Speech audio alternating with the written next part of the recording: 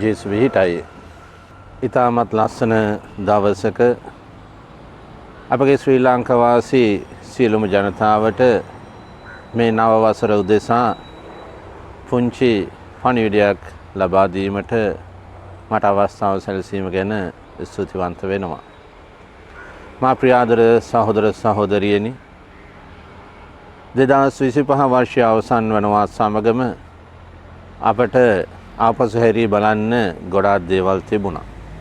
එහිදී විශේෂයෙන් නොවැම්බර් මාසයේ 27, 28, 29, 30 යන කාල සීමාව තුළ අපේ දේශයට විශාල ව්‍යසනයක් සිදු වුණා ගම් වතුරෙන්.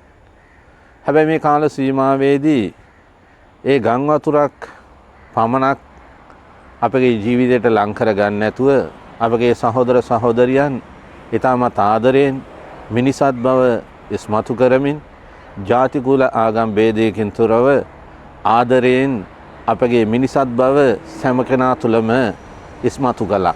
ඒගොල්ලන්ගේ කැපවීම, ආධාරෝපකාර, ඒ අයගේ සේවය සෑම දේ තුළින් ජනමාධ්‍ය තුල සිටපු සියලුම අය, ඒ වගේම දේශපාලනය තුල සිටපු සියලුම අය, ජාතියක කුලයක ආගමක ඒ පන්ති ભેදයක සිටපු සෑම දෙනාම එකට එක්රැස් වෙලා අප දේශයක් ලෙස නැගී සිටමු කියලා ආදරයෙන් එකතු වුණා. ඉතින් ඒ අය අපගේ 2025 අවසානයේ 2026 අපි එහෙම නැකිටින ජනතාවක්, ආදරණීය ජනතාවක්, ලෙන්ගතු ජනතාවක්.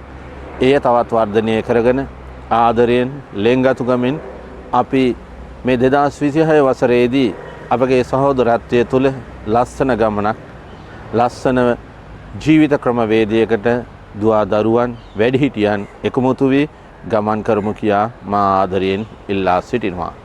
ලැබුවා වූ 2026 මේ නව වසර තුළ ඔබ සියලු දෙනාටම දේව මහත්මයාණන් වහන්සේගේ ආශිර්වාදය තුළ ඔබගේ කර්තව්‍යයන් සියල්ල සාර්ථක වේවායි කියා ප්‍රාර්ථනා කරමින් ඔබ සියලු දෙනාටම මාගේ ප්‍රාර්ථනය ජේසු පිහිටයි.